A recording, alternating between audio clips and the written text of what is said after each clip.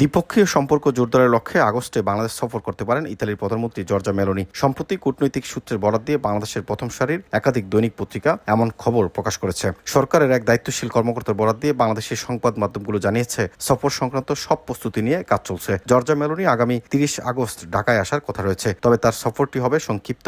1 September ভোরেই ফিরে যাবেন তিনি। এই সফরের মধ্য দিয়ে সমঝোতা স্মারক সইয়ের পরিপ্রেক্ষিতে বাংলাদেশি কর্মীদের জন্য সুযোগ তৈরি হবে বলে আশা করা হচ্ছে। অবশ্য মেলোনির ঢাকা সফরের কথা জানিয়ে গেছেন তারই মন্ত্রিসভার স্বরাষ্ট্রমন্ত্রী মাত্তেও পিয়ান্তোদেসি। গত 5 মে 2 দিনের ঢাকা সফরে এসে বাংলাদেশের অন্তর্বর্তী সরকারের প্রধান উপদেষ্টা ডক্টর মোহাম্মদ ইউনূসের সঙ্গেও সাক্ষাৎ করেছেন তিনি। ওই বৈঠকে নিয়মিত অভিবাসনের সুযোগ তৈরির মধ্য দিয়ে বাংলাদেশ থেকে আরও জনশক্তি নিতে ইতালির আগ্রহের কথা প্রধান উপদেষ্টাকে জানান তিনি। মাত্তেও পিয়ান্তোদেসি জানান, ইতালির প্রধানমন্ত্রী জর্জা মেলোনি চলতি বছরের সেপ্টেম্বরের আগেই বাংলাদেশ সফর করতে পারেন, কারণ ঢাকার সঙ্গে দ্বিপাক্ষিক সহযোগিতা নবায়ন এবং পুনরুজ্জীবিত করতে চায় রোম। তিনি বলেন, ইতালিতে বাংলাদেশের একটি বড় কমিউনিটি রয়েছে। আমরা বাংলাদেশি কমিউনিটি নিয়ে খুবই সন্তুষ্ট, কারণ তারা তরুণ, পরিশ্রমী এবং ইতালির সমাজের সঙ্গে তারা সুন্দরভাবে মিশে গেছেন। ইতালির জন্য বাংলাদেশের এমন নাগরিক আমাদের আরও প্রয়োজন রয়েছে।